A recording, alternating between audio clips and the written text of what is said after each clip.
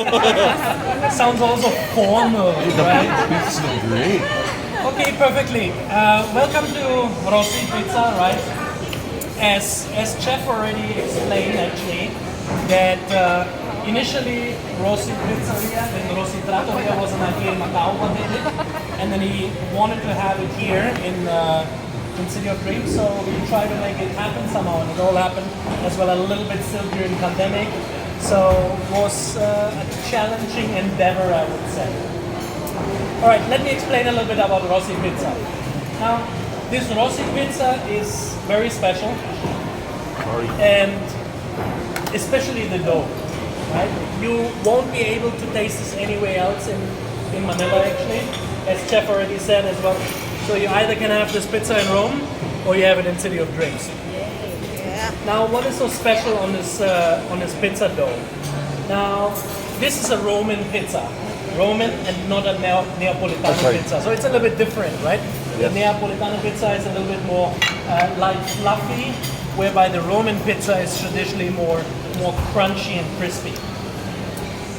So we found basically in Italy, near Rome, what is between Ancona, it's actually in Santa Barbara, what is between Ancona and Rome, so close to Rome.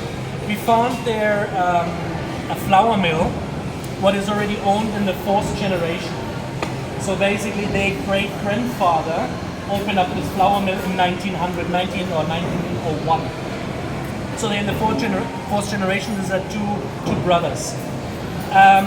So what we use from them is basically the basic 00 flour, what you use for a normal pizza. Then there's a mix in what is a malt wheat flour, and then comes the Urbano flour. And the Urbano flour is very special because what these two brothers try to recreate is the flavor profile and the same grain and the same flavor profile of the flour what their great-grandfather had in 1900.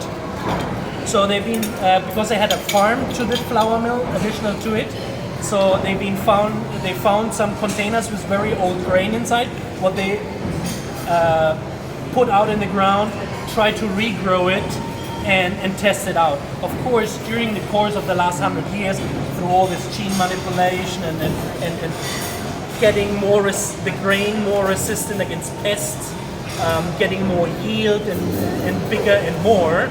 Of course, the flavor profile changed as well from the old times, right? So we've been lucky, or they've been lucky, to be able to recreate exactly the same flavor profile of flour what their great-grandfather had in 1901. So that's the special on it. As well, we have a very high hydration on this dough. So the dough is roughly around 80 to 85% hydration. The second special what we do is because it's so soft, the dough, you can't like with the Neapolitan pizza, you can't stretch it out, put the toppings on top of it, and then nicely bake it in a wood fire oven. So what we do actually, we stretch the dough and we directly blind bake it without any ingredients on top of in the morning, right? So in the morning we already make this discs, and I can show you later on then the pizza discs how they look like.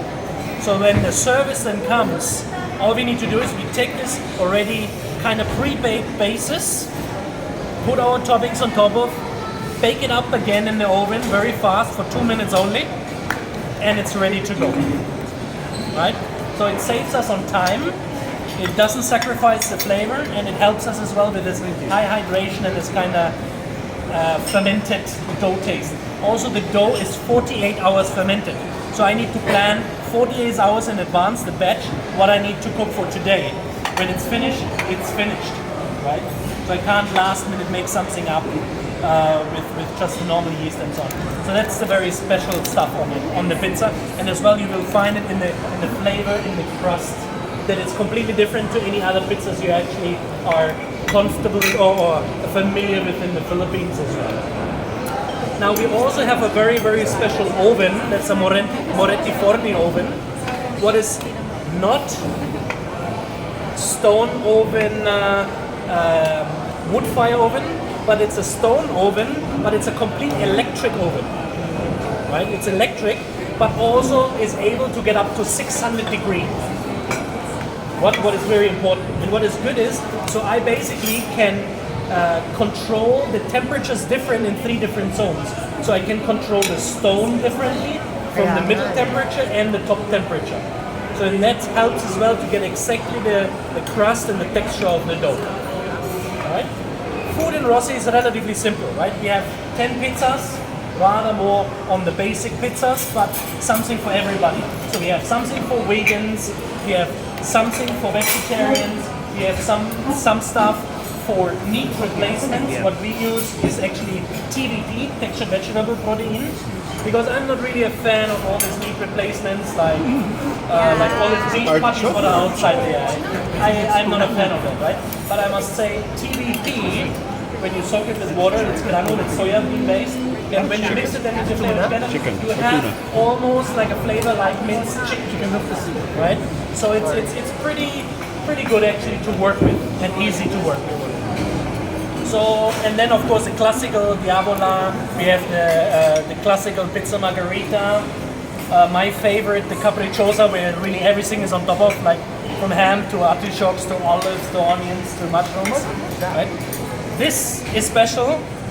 This is homemade tuna, homemade canned tuna. It looks like artichoke. Right? So it's homemade canned tuna. So we don't use the tuna from the can, but basically I buy the tuna in whole, and then I blanch it and confit in seawater slowly until it's well done cooked, and then I put it into glass jars with olive oil, herbs, some garlic, and let it mature there in for another 2 weeks till the nice flavor of the local sustainable tuna comes out. So we try to use here sustainable products, right, with our sustainable partners. Most of it, of the topping ingredients of the tuna is sustainable sourced locally from the Philippines, of course. Like for example, the cherry tomatoes are hydroponic cherry tomatoes. The basil, what we use on the margarita and on the salad, is actually from our rooftop garden. So we have our own rooftop garden where we grow a couple of herbs. Of course, it can't cover the entire usage of the hotel, but in special outlets like Rossi or in other, like Halia, for example, that's where we try to use our own rooftop herbs. I always call them rooftop basil or rooftop mint, right? What we do ourselves here.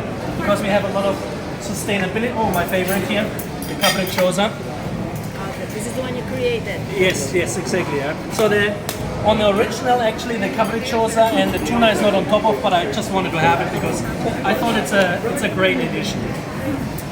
And don't be shy, eat it as long as it's hot. Because for me, when the dough is still hot, really good. It's the most best flavor. And as well, what you will realize then later onwards is when you eat this pizza or even the pasta, you would think you cannot eat a whole pizza, or you think it's going to be very heavy in your stomach. But you will see, even with the pasta, it's very, very light in the stomach, right? You don't have this with every pizza as well.